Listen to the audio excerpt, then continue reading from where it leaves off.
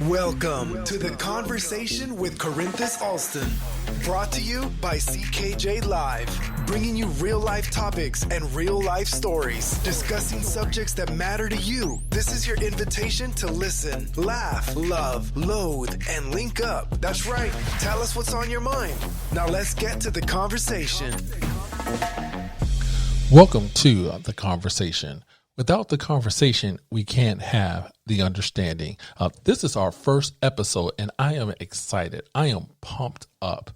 On The Conversation, we will be talking about different subjects such as health and wellness, business and finance, education, and different issues affecting our daily lives and how these issues affect us. On this episode of The Conversation, I want to talk to you about what they're calling the new norm. For months, the whole world has felt the impact of the deadly COVID-19 pandemic. States have been on lockdown and have taken measures to help slow down the rate of infection. There have been shutdown of businesses, schools, parks, and places where people can congregate with one another on a mass scale. We have been asked to self-quarantine ourselves and to stay at home. And if we have to go out, to use social distancing. Yes, we need food. Yes, we need essentials. Yes, we still need to live. But if we're going to do that, we need to practice social distancing. Yes, we need to have our mask when we're out. Yes, we need to continue to have that 6 feet away from one another. Again, these are things that we need to do to help slow down the rate of infection.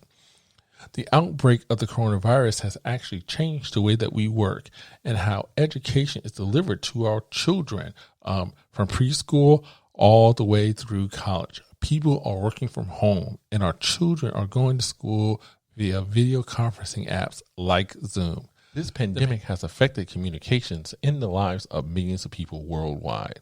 For a lot of people who are accustomed to communicating personally when they meet at work, school, or in social gatherings, the pandemic has drastically changed their communication style. It has forced individuals to learn how to communicate using different means. The internet, social media, and video conferencing. For some individuals, they heard of these technologies, but now they have become the way of life for them. If you would have told me that we would have been home for 2 to 3 months, heck, it's starting to look like 6 to 9 months. And the only way we could have effective communication was through the use of technology. I would have told you, yeah, right. Well, that's our new reality. We have no idea how long this pandemic might last. We can be sure of one thing. It will shape the way we have interactions with one another moving forward long term. Now, the longer we stay at home, there's only so many shows that we can watch on TV. Okay. We can only look at Netflix for so long. But for those with us with children, we're starting to notice that they are getting a little frustrated, restless. Heck, it seems like they're trying to tear up your house because they have nowhere to go. They can't go to the park. They can't go to the mall. They can't visit with their friends. Heck, my 3-year-old have asked me to go riding in the car on a daily basis now just to get out of the house. Recently, some states have begun to reopen businesses, making wearing masks and social distancing the new norm that we are living in. I think the workplace will be drastically impacted. Many companies had policies that you could not work from home because you needed to physically be in the office to do your job. They wanted to walk by, take those eyeballs, and see that you are sitting in your seat. Well, that whole premise has been thrown out the window, kicked down the street. Many of us have been working from home for months now. So the challenge for most employers are going to be, how can they continue to restrict you from working from home when individuals are performing their jobs just fine? Now, don't get me wrong. Social interactions in the workplace are important. Most people spend the bulk of their lives, yes, I said the bulk of their lives, commuting back and forth from work and being at work. And a lot of individuals look forward to going back to work for social connections that they develop there. But there will be some who would like to continue to work from home and won't mind connecting with individuals via video conferencing and email. So my question to you is, have face-to-face communication in the same place become a thing of the past? Again, have face-to-face communication, you and me being in the same physical location to get some coffee, become the thing of the past. Now, let's look at education. Yes, we had online learning before the pandemic. Heck, I received 2 of my degrees from being, from going to school online. But having preschoolers on Zoom all day, really? Really, I can tell you from personal experience, it is a challenge. And then the teacher wants you to just walk away so they can engage with the child one-on-one, and they can hang out with their friends. Now, they want you to walk away, leave that child with a PC, an iPad, a Mac. Really? Because if something happens to that device, they're not going to pay for it. It's on you. So I suggest go buy a Chromebook for your child. All right.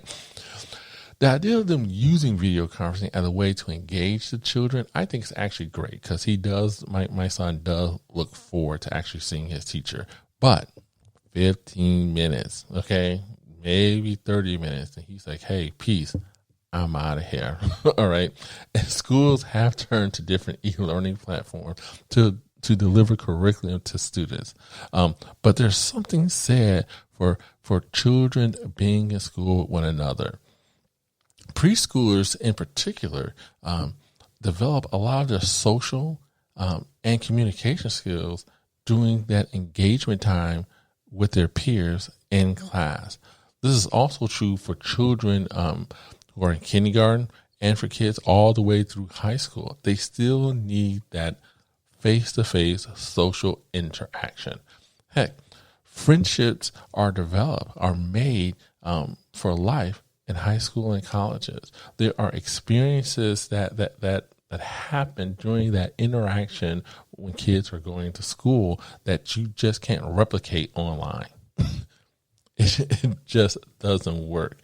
So the ideal of e-learning being the new norm, I sort of kind of take a challenge to that, because I really think you still need that social interaction. Now, getting to what we call normal, okay, it's going to be challenging, and we all need to prepare for what the new norm will look like.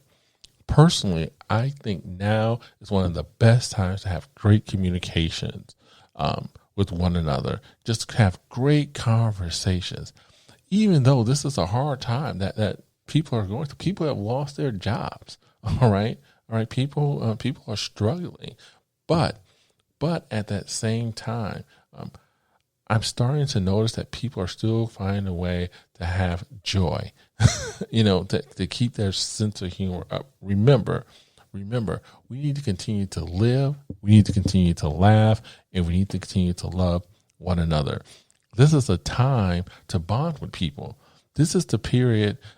This period is a uniting time for all of us, because guess what? We are all experiencing this together. The COVID-19, I call it pandemic, right? This whole thing that we're living through won't be forgotten tomorrow, won't be forgotten next week or next year. This has really impacted the lives the lives of people. So we need to have those conversations and communicate with one another. Even though we may all be at home, and yes, we have to go out, please, everyone, please wash your hands, continue to wear your mask, and stay safe. Take a deep breath. Just breathe in and know that this too shall pass. Hey, thanks for listening, and until next time. Thank you for being a part of the conversation with Corinthus Alston. Brought to you by CKJ Live. Come back and visit us again to hear more real-life topics and stories that matter to you. And remember, without the conversation, we can't have the understanding.